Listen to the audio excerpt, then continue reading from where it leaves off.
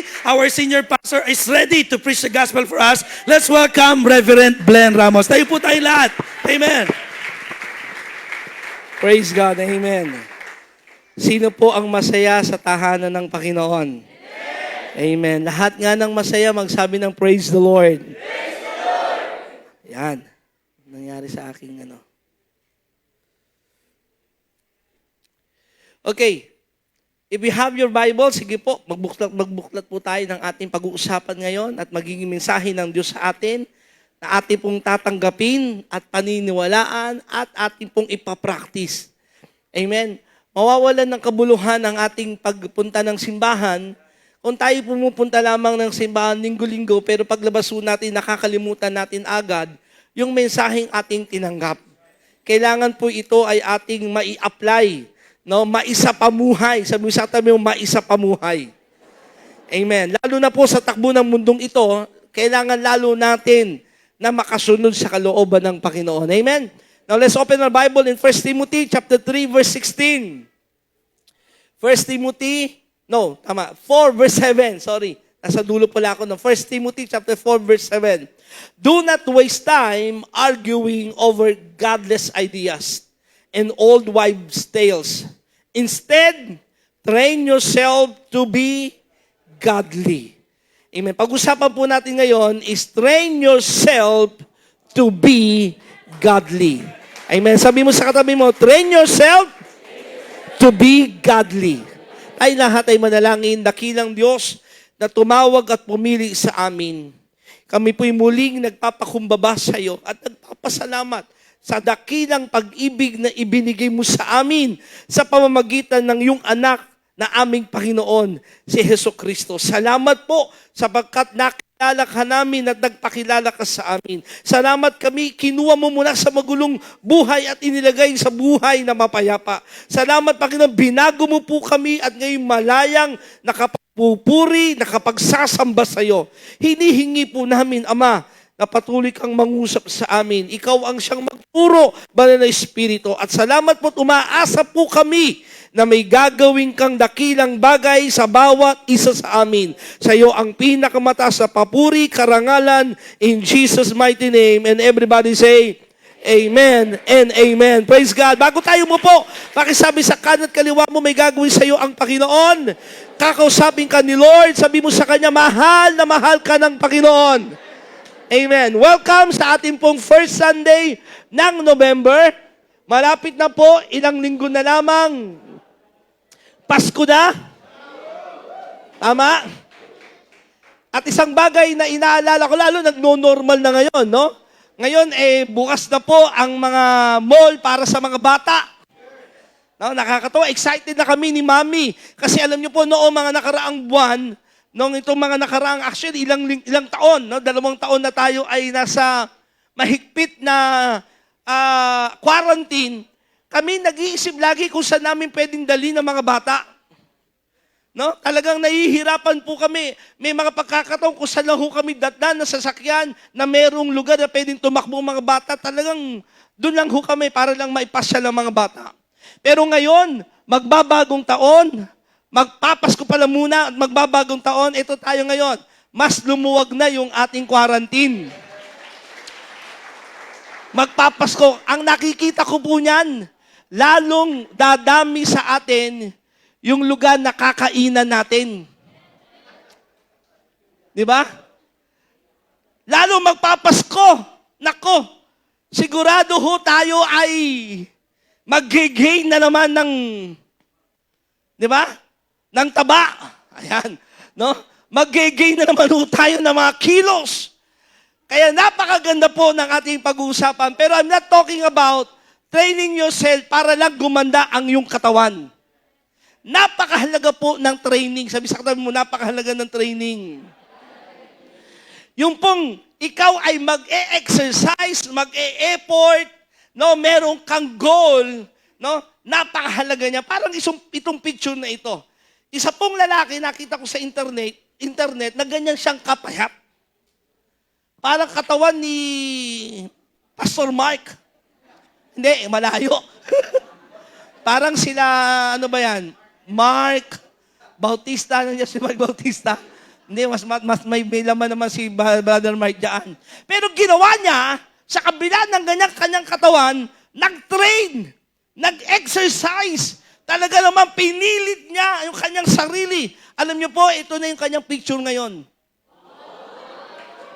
Parang yan naman yung katawan ko. No? Nung hindi pa ako nahamugan. Nahamugan lang ho ako eh. Pero ito, anong tingin yung ginawa niya?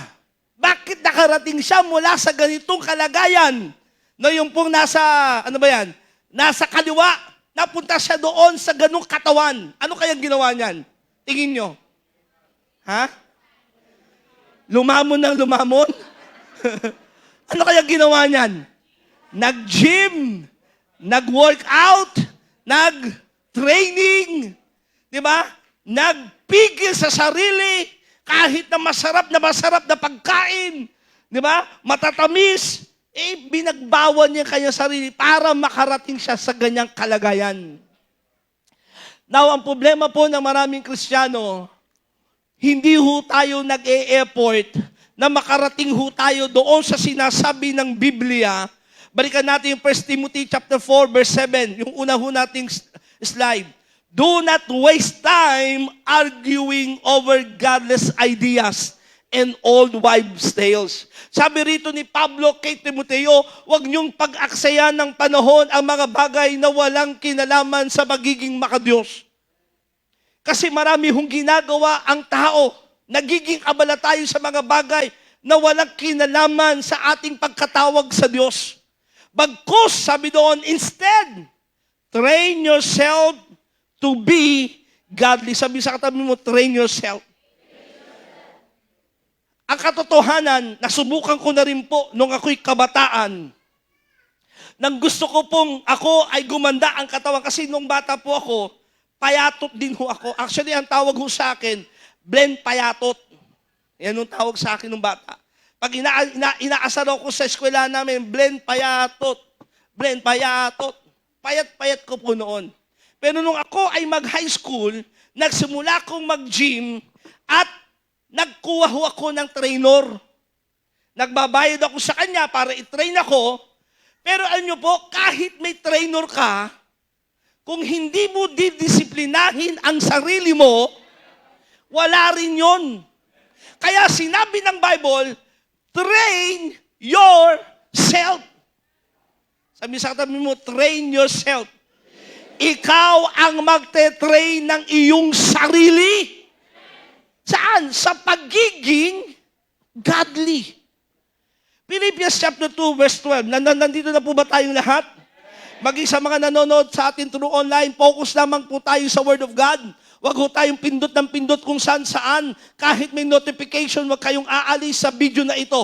Makinig kayo. At sa bawat isang narito, sabi ng Pilipos 12, therefore, my beloved, just as you have always obeyed, nagsimula ka ng sumunod sa Diyos, sabi rito, not only in my presence, but now even more in my absence. Ibig sabihin ni Pablo dito, kahit wala ko, daan, ginagawa niyong sumusunod. Ibig sabihin, nandun na yung kanilang integridad.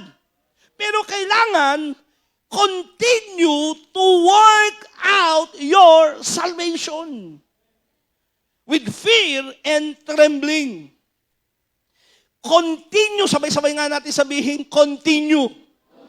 May sinimulan ka na kay Lord, may ginawa na sa iyo ang Diyos, nakakilala ka na sa Kanya, niligtas ka na ng Panginoon, naranasan mo ng biyaya ng Diyos, sumusunod ka na sa Kanya, pero kailangan hindi ka hihinto. Continue to work out. Napakahalaga po ng salitang work out. Okay? Hindi sinabing work for your salvation. Paul doesn't say, work for your salvation. Kasi hindi po yan ang ating pinapaniwalaan. Hindi ho tayo nagtatrabaho para sa ating kaligtasan. But to work out your salvation. Ano po kaibahan yan, mga pastor? Sabi ng Efeso 2:8 hanggang 9. Nakikinig po ba kayo? For by grace are you saved through faith, and not of yourselves. It is the gift of God, not of work, lest anyone should boast. Sa biyaya kayo nangaligtas at dahil kayo ay nanampalataya, hindi sa inyong ganang sariling kalooban. Okay? Ibig sabihin, if you will work for your salvation, magkakamali tayo rito sa Efeso 2:8-9. Hindi natin tinatrabahong maligtas tayo. Sabi mo sa katabi mo, tinabaho yan ni Lord. Tinabaho niya ng Diyos sa atin, sa kanyang biyaya, sa kabilang hindi tayo karapat-dapat na tubusin, tinubos niya tayo. Sa kabilang hindi dapat mamatay ang anak ng Diyos sa atin, pinili ni Kristong siya ay mamatay para sa atin. Yun yung kagandahang kalooban ng Diyos. Ginawa yun ng Diyos sa atin. Pero yung punto po na sinasabi ng Pilipos 2:12, basahin natin sa Tagalog para lalo natin maintindihan. Kaya nga, mga minamahal, tulad ng yung buong pusong pagsunod, nung ako'y kasama pa ninyo, lalo kayong maging masunuring ngayong ako'y malayo sa inyo. Pag sumikapan ninyong maging ganap ang inyong kaligtasan. Ibig sabihin, you are working out, nagsusumikap ka. Tinetrain mo yung sarili mo na ano? Pinapakita mong tunay ka na ngang ligtas. Tinabaho ng Diyos na iligtas ka, kailangan naman ipakita mo na ikaw nga ay ligtas. Amen? Sabi sa katabi mo, niligtas na tayo ni Lord. Ipakita mo, sabi sa kanya, ipakita mo yung bunga ng iyong kaligtasan. Paano po yun, Pastor? Paano natin ito may papakita? Kasi madaling sabihin ligtas ka. Para maraming tao ngayon nagsasabing born again sila. Di ba? Maraming mga tao nagsasabing Kristiyano sila. Pero ipakita mo. Paano po? You have to train yourself to be godly. Sabi na po sa Pablo kay Timoteo sa 1 Timothy chapter 4 verse 7, discipline yourself for the purpose of godliness. Sabay-sabay nga natin basa ito. 1, 2, 3, go. Discipline yourself for the purpose of godliness. Pag tinitrain mo sarili mo, if you are working out your salvation, you're working out to be godly, dinidisiplina mo yung sarili mo. Wala pong, tulad nung nangyari kaninang lalaki mula sa payat, lumaki ang kanyang katawan, no? Hindi ako nakakuha ng picture dating bataba, naging sexy, pero maraming ganyan. Anong ginawa nila? Nagdisiplina sila. Sa buhay Kristiyano, mga kapatid, hindi ho tayo magiging matatag, hindi ho tayo lalago, lalo sa pagiging makadiyos, lalo sa paglakad sa kabanalan. Nako, listen to me, church. Ang kabanalan ay isang bagay na kailangan pinapractice ng mga Kristiyano. Amen. Hindi ho tayo tulad ng sinabi ni Pablo na may mga ilang tao sa 2 Timothy chapter 3 verse 7, always learning and never able to arrive at a knowledge of the truth. Lagi naman nag-aaral. Laging nakikinig linggo-linggo. Nagsusuot pa nga ng Christian t-shirt. Hallelujah, praise the Lord. Nakasulat, I'm born again Christian. Nagpo-post ng mga quotes. Nandiyan kayo? Pag nag-fill up doon sa resume, what is your religion? Born again. Lagi naman nag-aaral, pero hindi nakakarating sa pag-unawa at karunungan sa katotohanan. Bakit po? Ito yung mga taong hindi sila nagsumikap. Nandiyan kayo? Kaya sabi ng Bible, pagsumikapan ninyo. Sabi mo ulit sa katabi mo, pagsumikapan. Ibig sabihin, you have to discipline yourself. You have to train out. Amen? Titus chapter 3 verse 14. Our people must learn to devote themselves to doing what is good. Pwede ba sabay-sabay natin basahin to? 1, 2, 3, go. Our people must learn to devote themselves to doing what is good. Kaya nung kailangan, nakadiboto ka na. Ibig sabihin, nakatalaga ka na. Saan? Sa paggawa ng kabanalan at mabuti. Church, ang katotohanan, unahan ko na itong preaching na ito sa slide. Hindi natin makikita ang Diyos kung di tayo lalakad ng kabanalan. Maraming tao excited pag pinag-usapan pagpapalain sila ng Diyos. Maraming tao, Kristiyano, excited pag pag-uusapan, ikaw ay pasasaganain ni Lord, bibigyan ka ng kotse, bibigyan ka ng bahay. Hallelujah! Gustong-gusto natin yan. Pero pag sinabing, umayos ka, iwanan mo na yan, kahalayan na yan. Huwag ka nang mambabae. Ayaw natin yan. Laging, masyado namang mahigpit. Masyado naman, si pastor. Tao lang ako. Makasalanan, sino bang matuwid? Gaganyan pa yan. Sino kaya yan? Ang katotohanan, kaya ng bawat isa yan.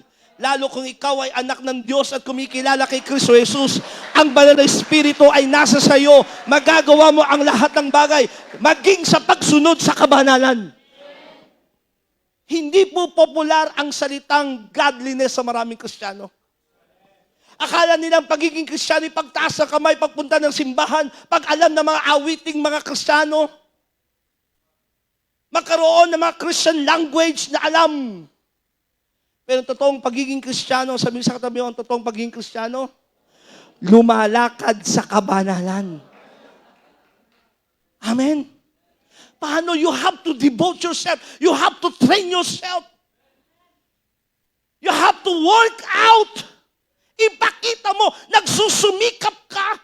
Sa kabila, grabe ang tukso ng mundo. Mag-click ka lang sa Facebook, ang daming tukso. Diba? Ang dami ngayong mga kabataan, wala sa isipan. Pagpo-post ng kanilang mga TikTok, talaga na, hindi mo alam kung anong gustong gawin sa buhay. Pag di mo dinubot yung sarili mo, sandali lang, wala naman nakakakita eh. Grabe. Wow! Grabe, tukso ng mundo ngayon eh. Tama?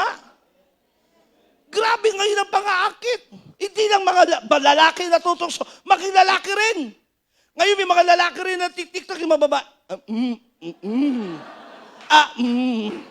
Napapakagat labi. Tama? Kung hindi natin pagsusumikapan, ite-train ang ating sarili, i-devote ang ating sarili, sasabihin ko po sa inyo, marami ang hindi makakasama sa rapture.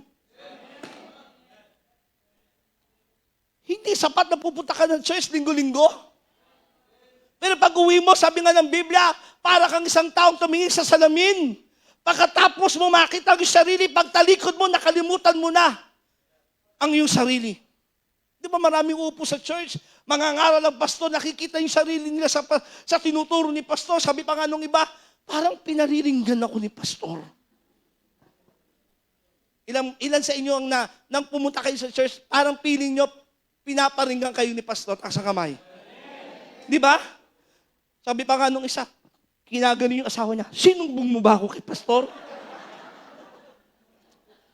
Pinaparinggan ako Akala mo pinaparinggan ka. Ang totoo, dinederecho ka na.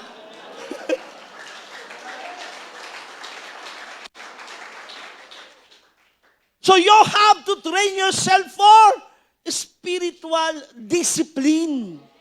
Disiplinahin, i-devote ang sarili, pagsumikapan na matrain mo ang sarili mo na ikaw ay lumakad sa kabanalan. Hello? Maraming nagsasabing Kristiyano, active sa ganitong cell group, active sa ganitong simbahan, pero makikita mo nandun sa bar, nakikipag-inuman. Totoo lang, sabi nga ng ilang pastor, pag pinag-uusapan daw yung bagay na yan, pag yan na pinipris mo sa church, malalagasan ka ng membro. Kasi maraming tao ayaw pag-usapan yan. Nandiyan kayo? Kung gusto mong dumami member mo, pag-usapan nyo dyan yung mga tungkol sa pera, yayaman ka, sasaganang buhay mo. Tinuturo din natin yan. Pero hindi pwedeng isang tabi. Hindi pwede natin hindi pag-usapan ang bagay na itinuturo ng Biblia, lalo kung gusto nating makita ang Diyos. Because no one can see God without holiness. Walang makakakita sa Diyos. Sabi sa katabi mo, gusto mo bang makita si Lord? Ulitin mo, sabi sa katabi mo, gusto mo bang makita si Lord? Disiplinahin mo ang sarili mo sa kabanalan. You have to train yourself. Meron kang kailangang i-practice every day in your life. Hindi madali. Listen to me. Being justified, trabaho ng Diyos, yung niligtas ka. Pinaging matuwid ka, you have been righteous by God. Righteousness, ibig sabihin, naging matuwid ka, naging maayos ka sa paningin ng Diyos, hindi sa iyong ganang sarili, kundi yung katwiran at kabanalan ni Kristo'y dumating sa atin. Pero tinatawag na ikaw ay pagiging banal, yung sanctification, kailangan may bahagi ka. Araw-araw nililinis tayo ng Diyos, pero kailangan makipag-participate tayo doon sa ginagawa ng Diyos sa atin. Paano? You have to discipline yourself. Sabi ko nga kanina, yung mga tulad kanina, yung payat na lumaki katawan, kung mahina ang iyong faith, gusto mong lumakas, disiplinahin mo sarili mo. Kung ikay mahina sa pagsunod sa kalooban ng Diyos, disiplinahin mo sarili mo. So what are the spiritual discipline? Anong ibig sabihin ng spiritual discipline? The spiritual disciplines are those practices found in Scripture that promote spiritual growth among believers in the gospel of Jesus Christ. They are habits of devotion, habits of experiential Christianity that have been practiced by God's people since biblical times. So pag sinabi pong discipline o spiritual discipline, ito yung habits na ginagawa mo araw-araw. Kaya nga tinitrain mo eh. Imposibleng gaganda ang iyong katawan, aayos ang kalusugan, kung minsanan ka lang mag-train. Nandiyan kayo? Ang totoo nga niyan, yung ng mga nagtitrain, unang buwan, halos araw-araw, may tinatawag pong nakalimutan kong eksaktong salita, pero yung pakiramdam mo na lumaki na katawan mo, pero hindi pa. Bibili ka na ng mga body fit. Parang lumalaki ng katawan. Pakiramdam mo pa lang yon. Nandiyan kayo? Kailangan tuloy-tuloy. Maging habit mo na. Amen? So habits are action that are ingrained, that have become natural because of continued repetition. Tuloy-tuloy, walang putol. Ginagawa ng paulit-ulit hanggang sa makasanayan na. Yun yung pagtitrain, yun yung pagbubuo ng habitual in spiritual discipline. Hindi minsanan, hindi suntok sa buwan. Hello? Kundi tuloy-tuloy. Spiritual disciplines that are practiced total model in the Bible, not any other hobby or pleasurable habit they could call a spiritual discipline. Kasi anong punto dyan? Listen to me, church. Yung iba, pastor, spiritual discipline naman ho ako eh. Pero hindi biblical yung ginagawa nila. Pag sinabing spiritual discipline, training yourself to be godly, hindi pwedeng lalabas ka kung ano yung tinuturo ng Biblia. Kasi may mga tao po, nagpapaka-spiritual discipline, pupunta sa bundok, aakyat sa mga matatas na lugar, doon ay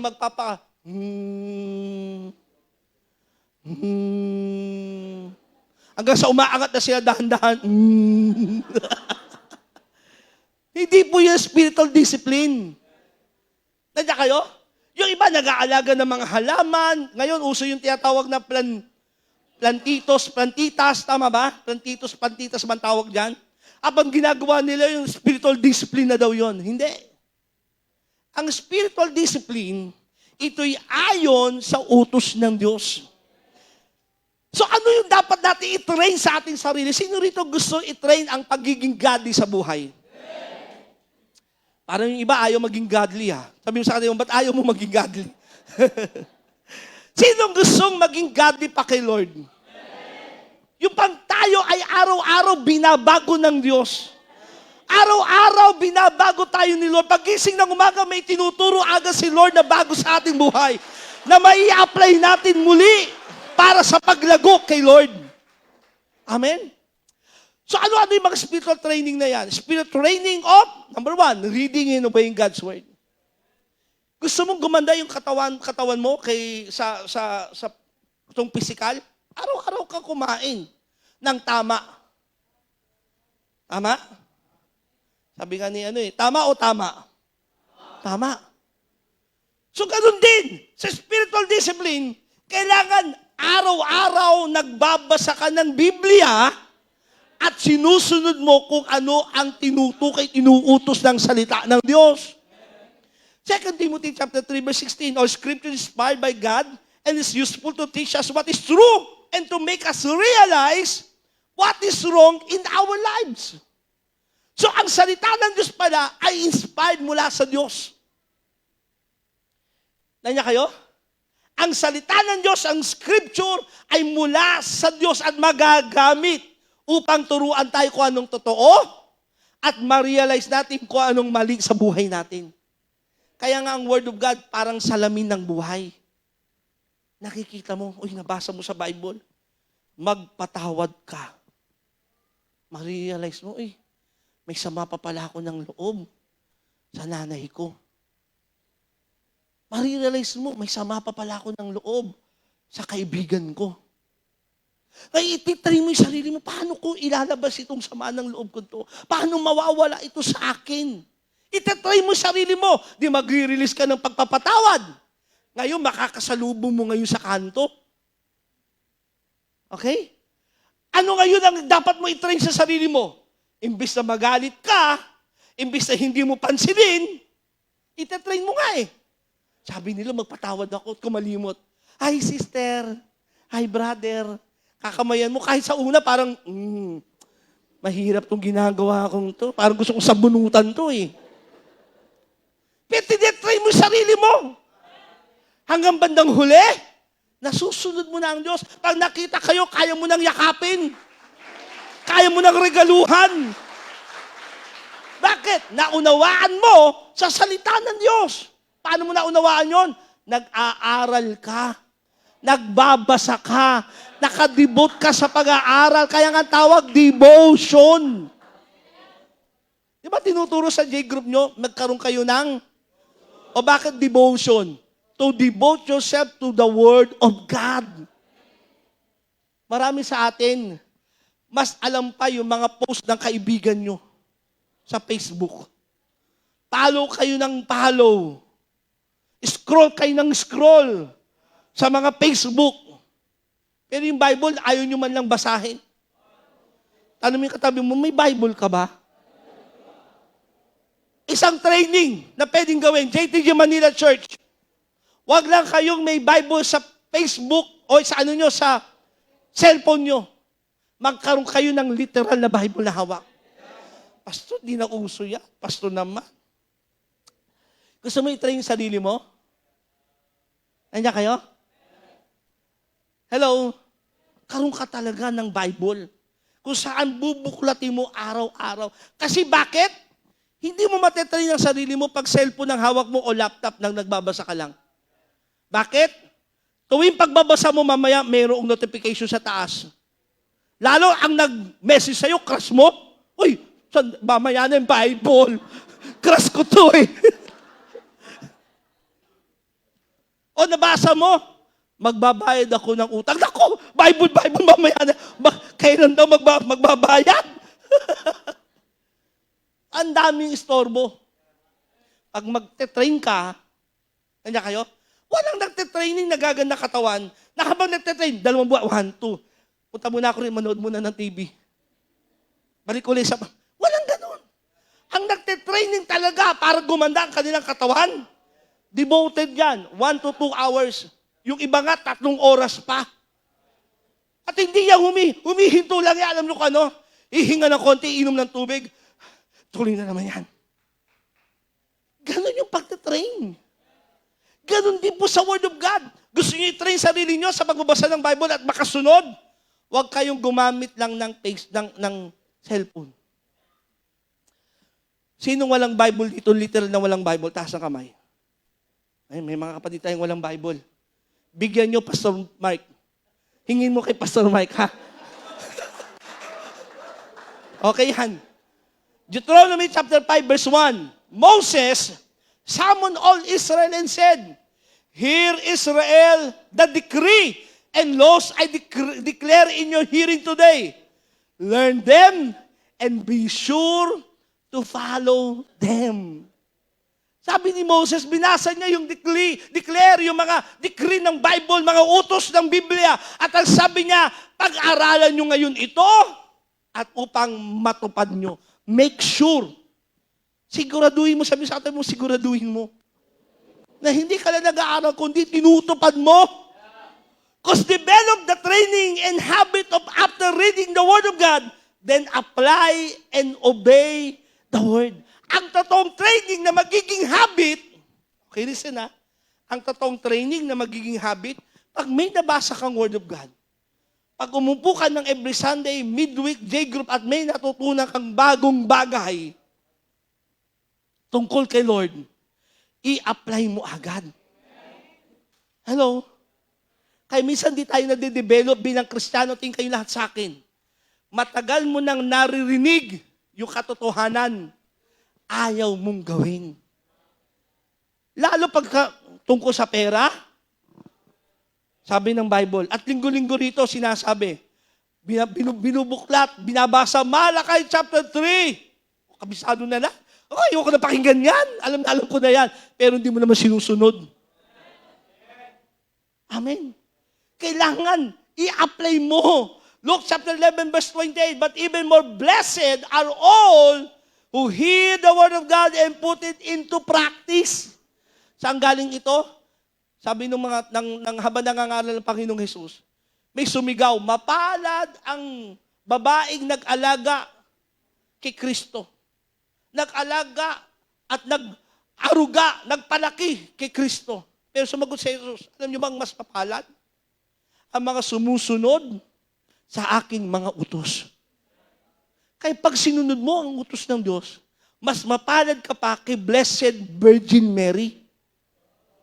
Di ba tawag kay Virgin Mary? Blessed Virgin Mary. Ino-honor natin siya sapagkat siya naging ina ni Jesus dito sa lupa. Pero sabi mismo ni Jesus, mas mapalad kayo kung sinusunod nyo ang aking kalooban.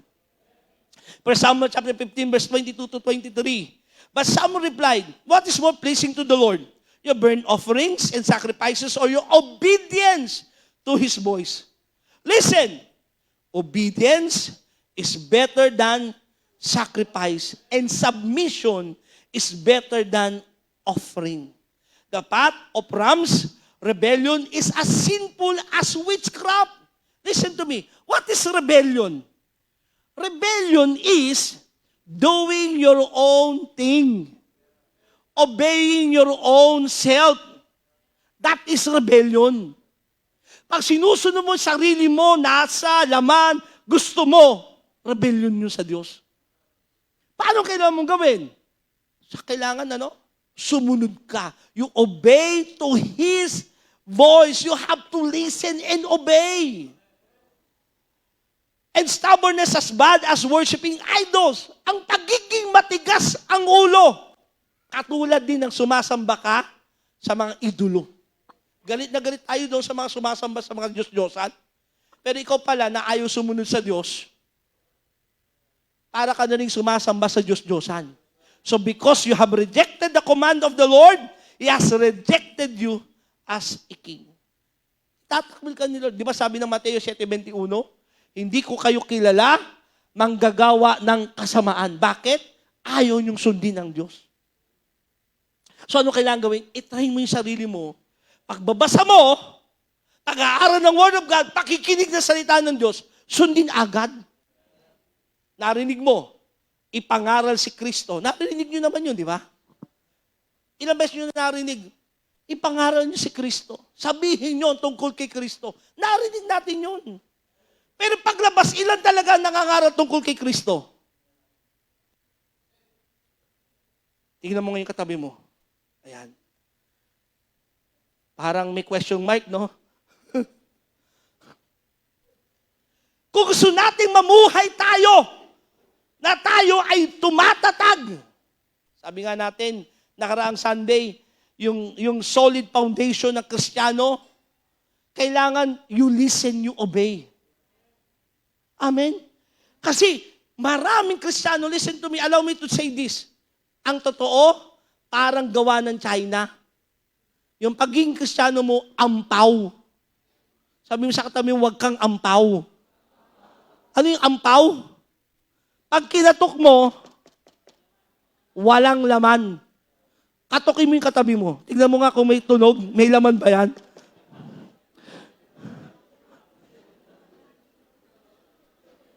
Di ba? Yung iba sabi, lodi sa kakulitan. Lodi sa hindi pagsunod. Paano natin matitrain ang sarili natin maging makadiyos? Nandiyan kayo? Alam na alam mo yung Word of God. Alam na alam mo ang bilin sa'yo ng mga pastor. Kay Lord lang ako makikinig. Sabi ni Lord, kung yung ako na Diyos hindi nakikita, paano yung kumamamahal kung yung mga taong inilagay ko ayaw nyo sundin? Alam na alam mo, huwag ka munang mag-girlfriend, magbo-boyfriend.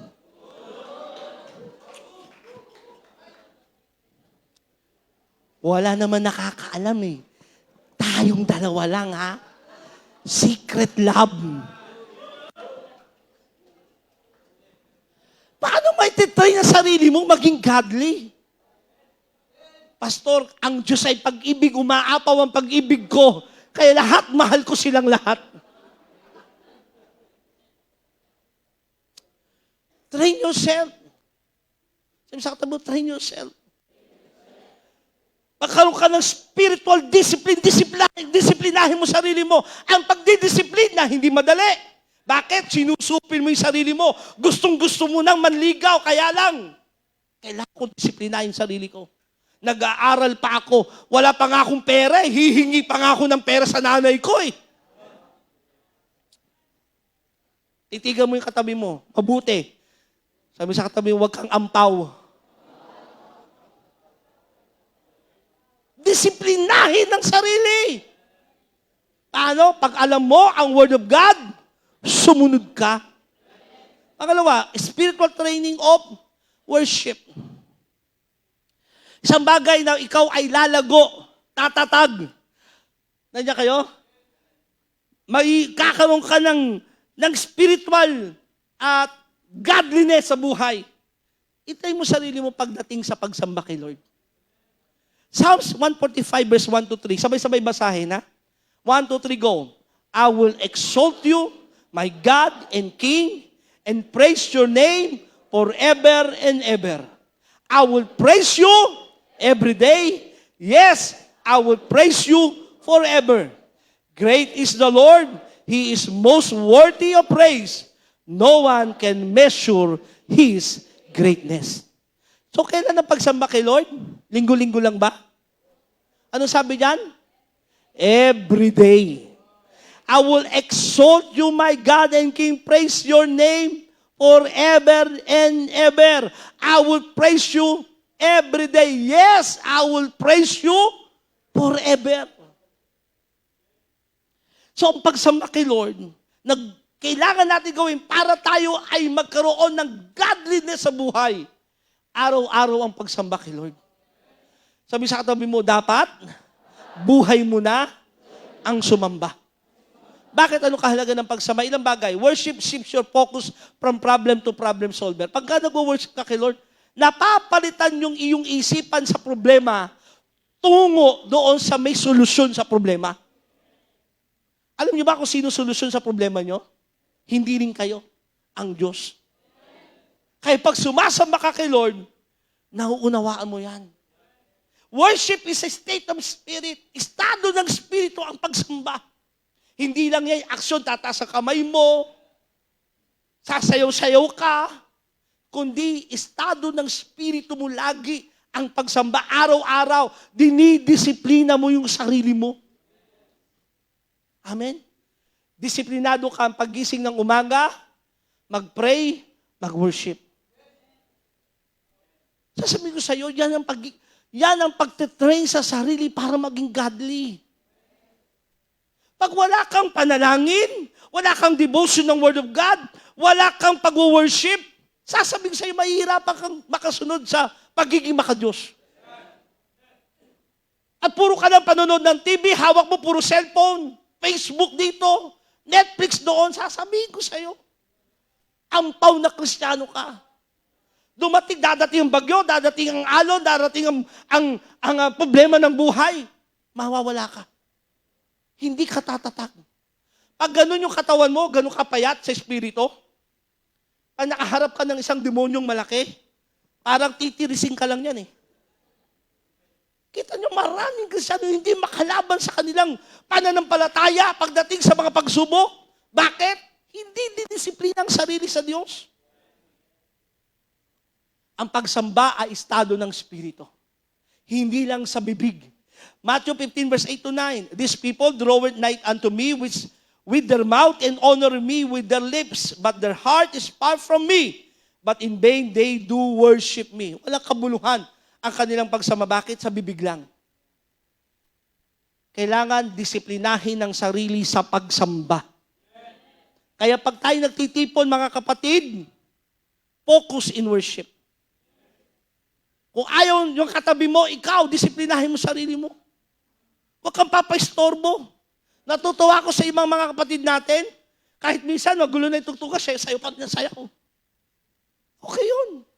Minsan natingin natin, ang baduy naman nito. Kahit yung palakpak wala sa tono, okay lang yun. Kesa ikaw nga, galing-galing mo pumalakpak, galing-galing mo sumayaw. Pero ampaw ka naman. Sa bibig lang yan. Sabi sa tabi mo, disiplinahin ng sarili sa pagsamba.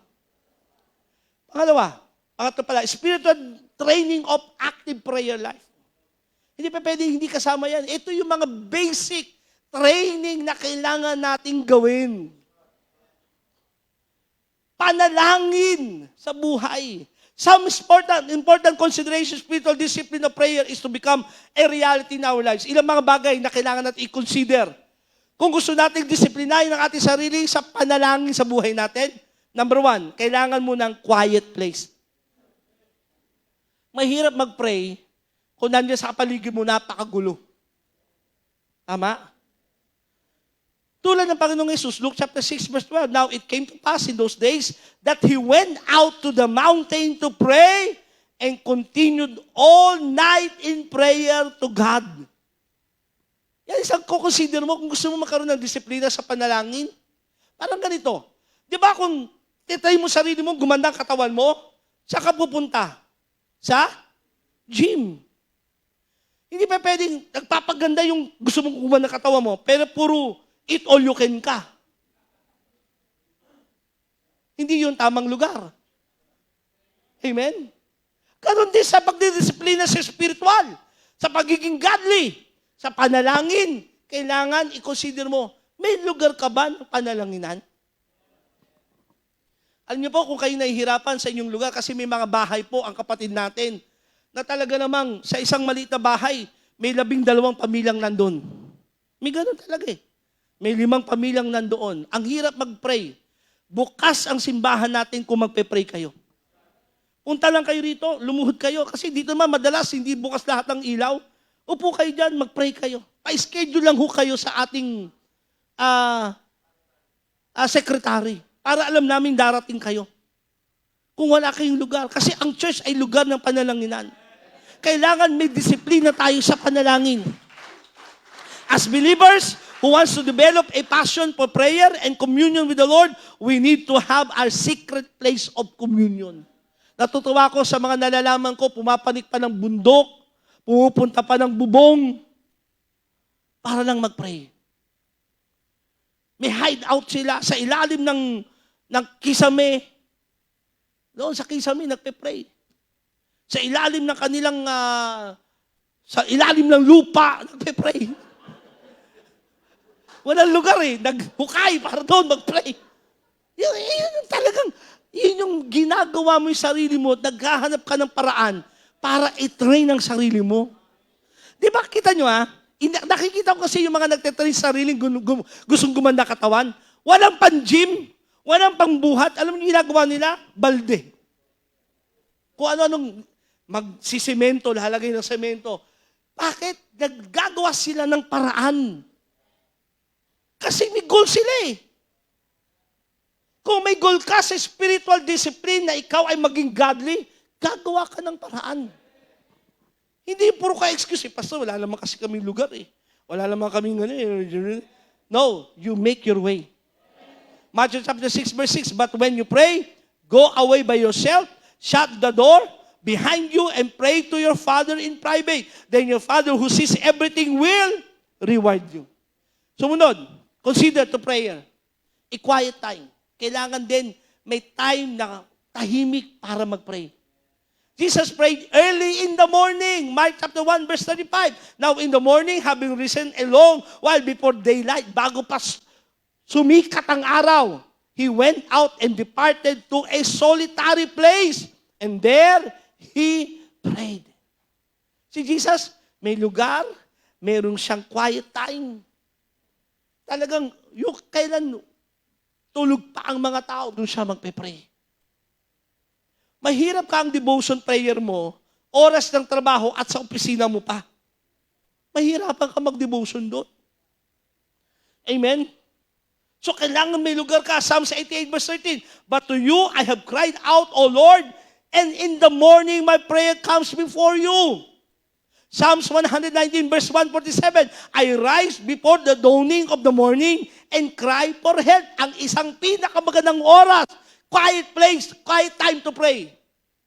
Madaling araw. Habang tulog ang asawa mo, tulog ang mga anak mo, bago pa sumikat ang araw, magulo ang kalsada, bago pa yon, babangon ka na para mag-pray. Training yon. Di ba ganun din sa mga nagtitrain sa mga physical? Madaling araw, babangon para mag-jogging. Devoted sila dun. Tama? Kung gusto mong disiplinahin at magkaroon ng godly life, kailangan mo yun. Pangatlo, quiet mind. Kailangan din mayroong quiet mind. Psalms 131 verse 1 to 3, Lord, my heart is not haughty, nor my eyes lofty, neither do I concern myself with great matters, nor with things too profound for me. Surely I have come and quieted my soul like a weaned child with his mother, like a weaned child in my soul within me. O Israel, hope in the Lord from this time forth and forever. Quiet and calm mind. Hindi ka pa pwede magdi-devotion kay Lord. Magbabasa ka ng Bible, mag-worship ka, mag-pray ka, na yung isip mo tumatalong kung saan-saan.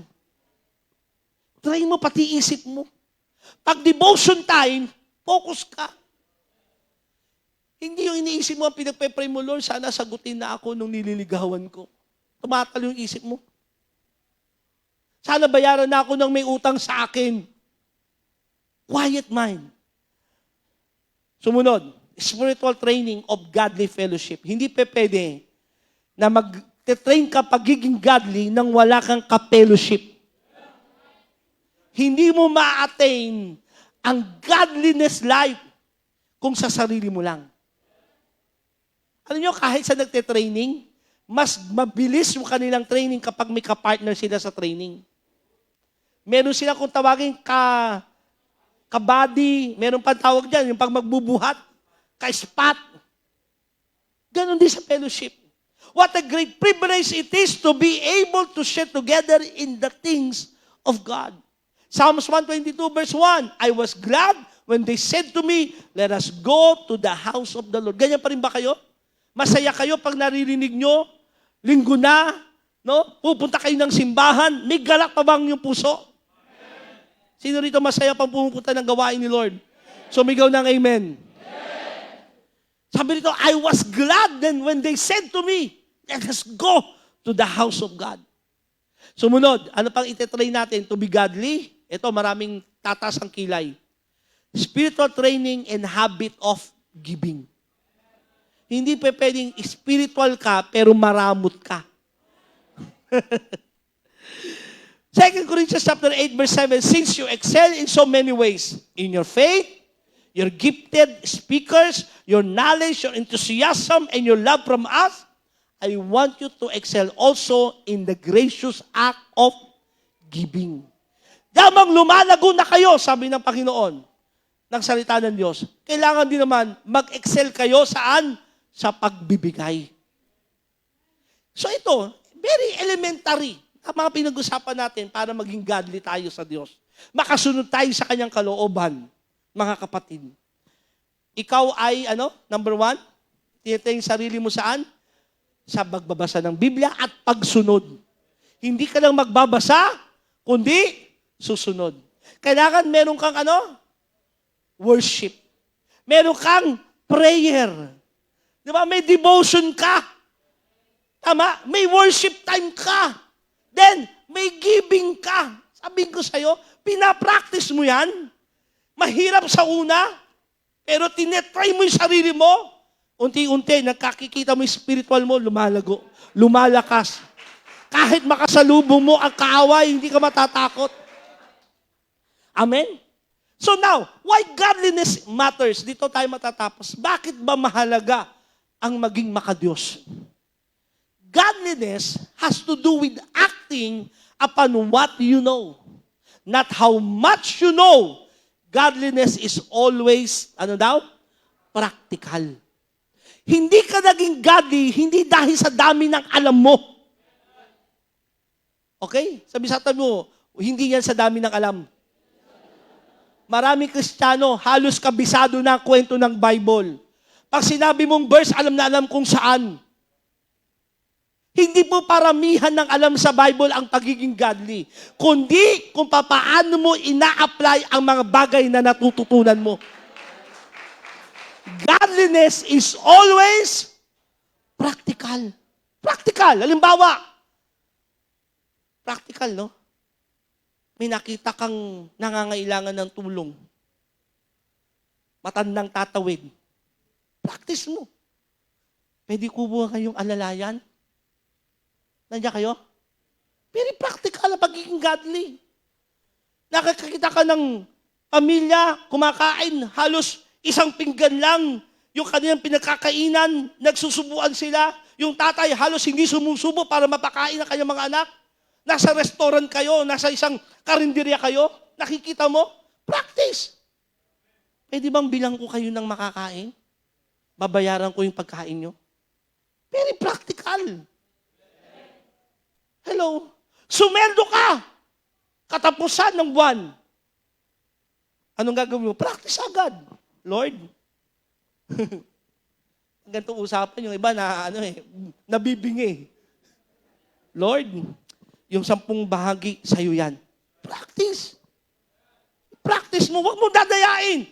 5,000, hindi 5 piso ang tithes.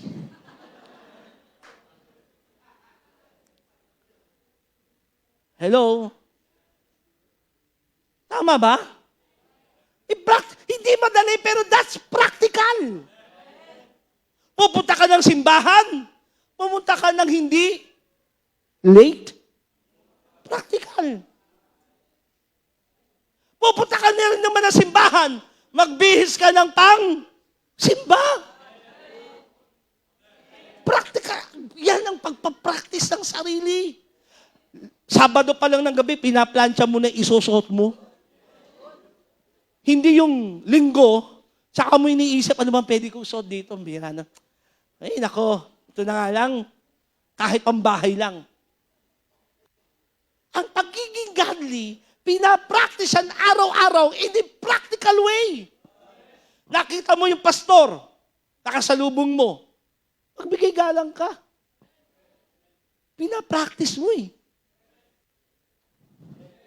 Amen ba? Nakasalubong mo yung kaaway mong matagal na nanira sa'yo, talagang nag-post ng tungkol sa'yo kung ano-ano sinasabi sa'yo, nakasalubong mo sa kanto. Eh, minsan, pag gano'n nakasalubong, parang nakakaroon ng background music eh. Dadadan. Diba? Parang may background music. Anong gagawin mo ngayon? Practice. Hindi parang iiwas ka. Nakita kaya ako? Di ba? No, puntahan mo na. Practice. Hindi mo na actually kailangan panghintayin magkasalubong kayo. Gusto mo i-practice ang godliness? Yung mga alam mong may kasamaan ka ng loob, kaaway mo dati, puntahan mo na sa bahay. Hello? Tapos magbigay ka ng something na peace offering. Hello? Bigyan mo ng cake. Lagyan mo ng granada sa loob. Ganun ba gagawin nyo? Hindi. Practical. Application. Mahalin ang mga hindi ka mahal-mahal. Tumulong sa mga hindi kayang gumanti sa'yo. Yan ang sinasabi ng Biblia. Tama? Tulungan ang mga naapi. Ang mga bata ay kalingain. Ang mga balo ay tulungan. Meron bang balo sa atin dito? Balo na? Ayun, si Mama. Biblical po, tulungan ang mga balo. Mamaya, tulungan niyo si Mama, baka may kailangan. Very practical ang pagiging godly. Hindi po yan, listen to me church, hindi yan yung nagiging godly ka na parang nararamdaman mo, tumatayo mga balahibo ko. Nararamdaman ko na si Lord. Hindi ganon. Pagiging godly, hindi sa dami ng alam, kundi ina-apply mo yung salita ng Diyos sa pang-araw-araw na pamumuhay. 1 Timothy chapter 6 verse 11, But as for you, O man of God, flee these things. Sa inyo, mga lingkod ng Diyos.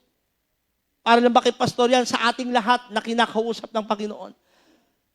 Lumayo kayo sa mga bagay na ito. Pursue righteousness, godliness, faith, love, steadfastness, gentleness. Ito yung practice natin. Lumayo tayo sa mga bagay na magpapalayo sa'yo sa Diyos. Listen to me, mga kabataan.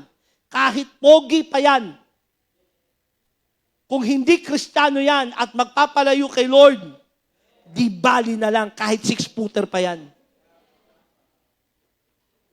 Walang dating. Mga lalaki, kahit na kasimputi pa yan ng singkamas, parang bangus sa kutis. Bangus, no? Makaliskis.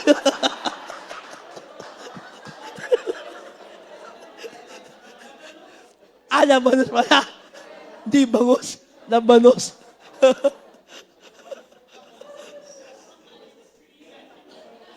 Kahit kasing ganda pa yan ni Liza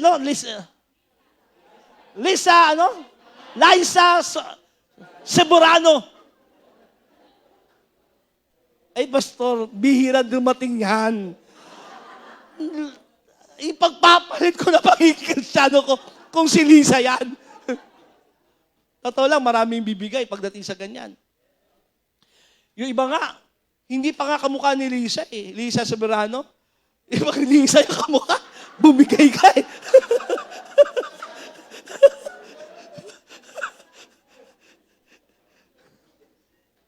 So, pursue. Hindi si Nanay Liza, dalawang Liza mo katabi nito. Ang tawag namin sa mga nanay natin yung Lisang liit, Lisang laki. Huwag niyo ipagbabalit ang inyong pananampalataya, pagsunod sa Diyos. Yan yung everyday. You have to pursue righteousness, godliness, faith, love, steadfastness, and gentleness. Hebrews chapter 12, verse 14. Work at living in peace with everyone, and work at living a holy life. Work at living a holy life. For those who are not holy will not see God. What? Listen, sabi rito, no?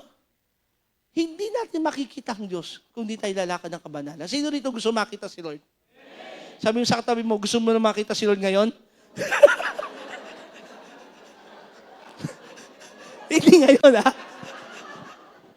Pero darating ang araw, kasi darating yon sigurado. Pero sabi mo sa katabi, huwag muna ngayon. Pero totoo lang ha, sino nakakaalam ng kanyang buhay bukas? Wala. Sabi ng Biblia mismo, huwag mong ipangahas ang araw ng bukas. Hindi mo alam o hindi mo hawak ang bukas. Hindi mo ka pwedeng sabihin, bukas pupunta ako doon. Dahil hindi mo alam kung ano mangyayari bukas eh. Kung loloobin ng Diyos, sabi ng Biblia. Amen. So sino nakakalam dito? Dati pa noon, buhay pa siya. Malay nyo, mamayang gabi, kumain ka ng dinner, naimpatyo ka,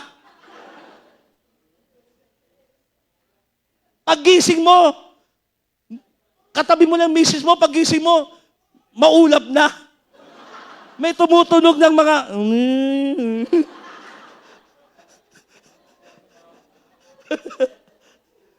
At pagharap mo sa Diyos, sabi ng Panginoon, di nyo ko makikita kung di kayo banal.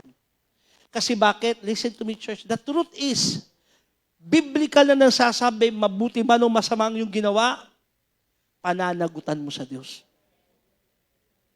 Huwag kang managot sa bagay na ayaw ng Diyos sa'yo. Sabi mo sa katabi, huwag tayong managot sa bawal na ayaw ng Diyos. Mananagot ka dyan, kapatid. Listen to me, church.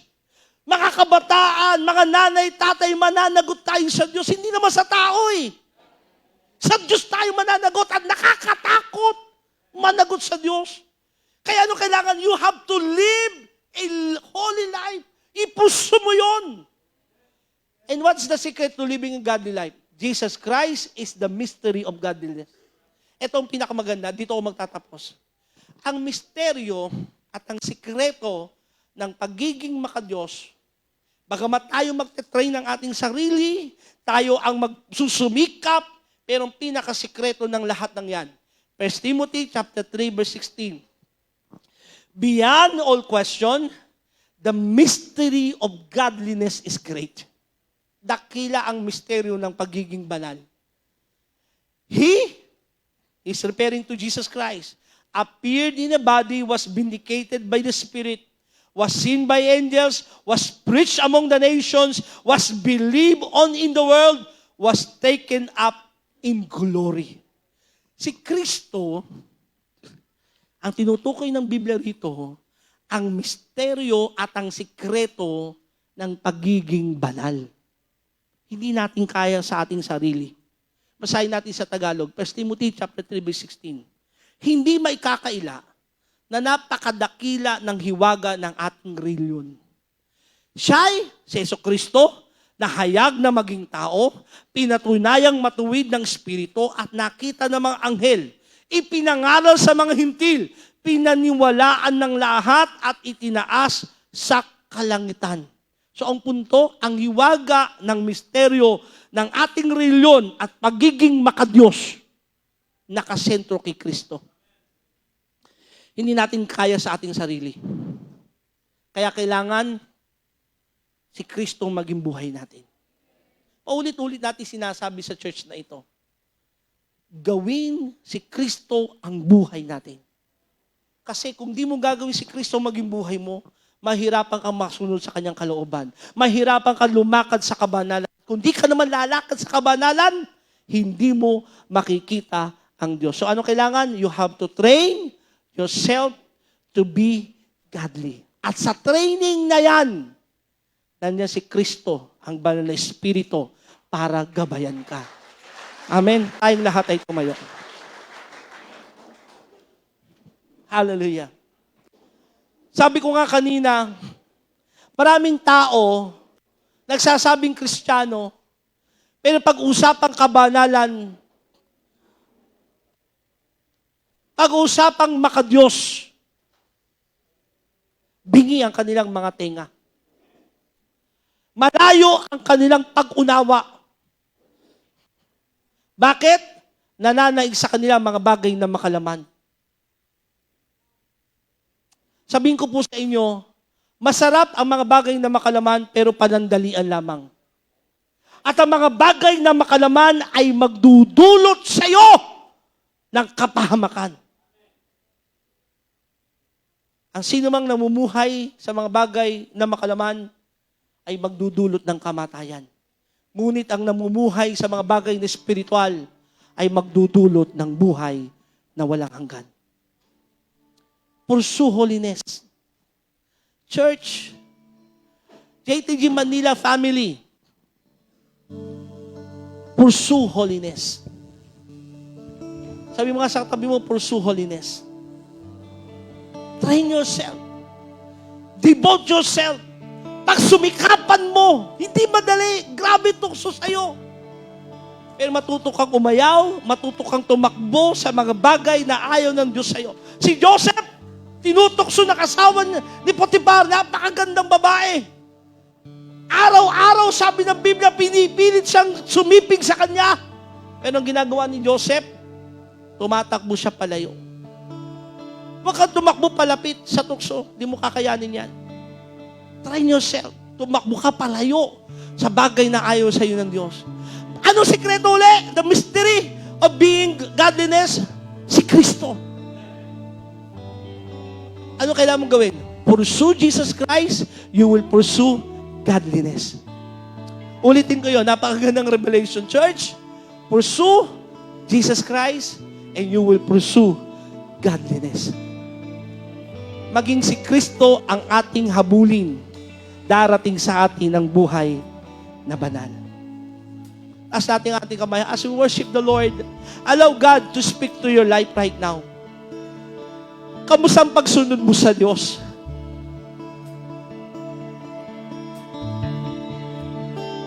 Marami dito naglalaro ka sa kasalanan na alam mong ayaw ng Diyos sa'yo. Na parang ang alam mo, hindi matatapos ang bagay na yan. Walang makakaalam. Pero katotohanan, magbabayad ka sa bagay na yan. Magsusulit ka sa harapan ng Diyos. Magbubunga yan ng kapahamakan.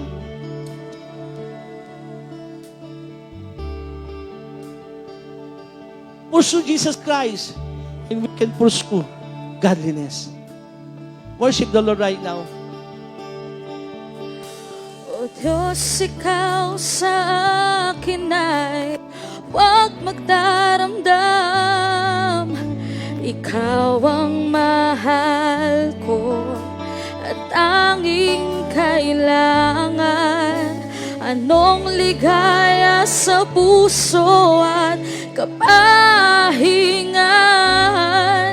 kung ikaw, o Diyos, sa akin di magdaramdam.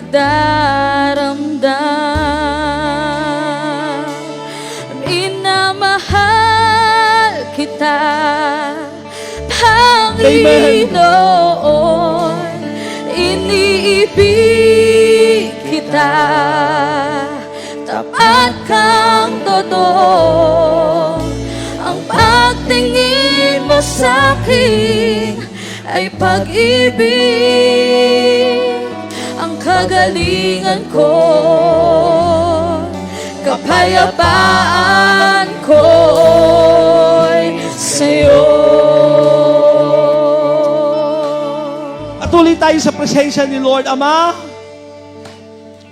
sa oras na ito, nagpapasalamat po kami. Sapagat patuloy mo po kaming tinuturuan, lalo sa mga bagay na ayon sa iyong kalooban. Tunay ngang hindi madaling makasunod kung sa aming ganang sarili lamang. Pero salamat sapagat nasa amin ang kapangyarihan ng banal na Espiritu na nagtuturo sa amin kung paano mamuhay ng karapat-dapat sa iyong paningin. Holy Spirit, we ask right now, punuin mo po kami ng iyong kapangyarihan. Punuin mo po kami ng iyong presensya sa oras na ito. Turuan mo kaming layuan, kamuhian ang mga bagay na ayaw mo. Mga bagay na kasalanan na magdudulot sa amin ng pagkalayo sa iyo. Ama, maging sentro lagi namin ng iyong anak, ang aming Panginoong Yesus sa aming buhay. teach us to pursue Jesus Christ. Lord, us, O Lord, to devote ourselves in your word and to obey your word. Turuan mo po kami, Panginoon, na sumamba sa iyo, hindi lamang sa loob ng simbahan, kundi kahit nasaan kami. Turuan mo kami, Panginoon, sa godly fellowship, Panginoon, na nagpapalakas sa amin, sa aming buhay spiritual. Ganon din, turuan mo po kami, Panginoon, sa aming pagiging tapat sa pagbibigay sa iyo. Ang mga basic na mga bagay na ito na itinuturo mo ay maging pundasyon ng aming paglago at pamumuhay na banal sa iyong harapan. At higit sa lahat, pwede bang patuloy natin taas ang ating kamay? Punuin mo kami ng aming pagkilala, relasyon sa aming Panginoong Hesukristo. Ipurso namin sa buhay namin si Jesus. Siyang maging sentro, siyang tumatakbo, nangunguna ng buhay namin. Sapagkat dahil lamang sa Kanya, kaya namin mapagtagumpayan ang anumang bagay sa mundong ito. Salamat po, Ama. Pangako mo sa amin, hindi mo kami iiwanan, ni pababayaan man. Banal Espiritu, kumilos kang malaya sa buhay ng bawat isa. Salamat po, dakilang Diyos. In Jesus' name, Amen.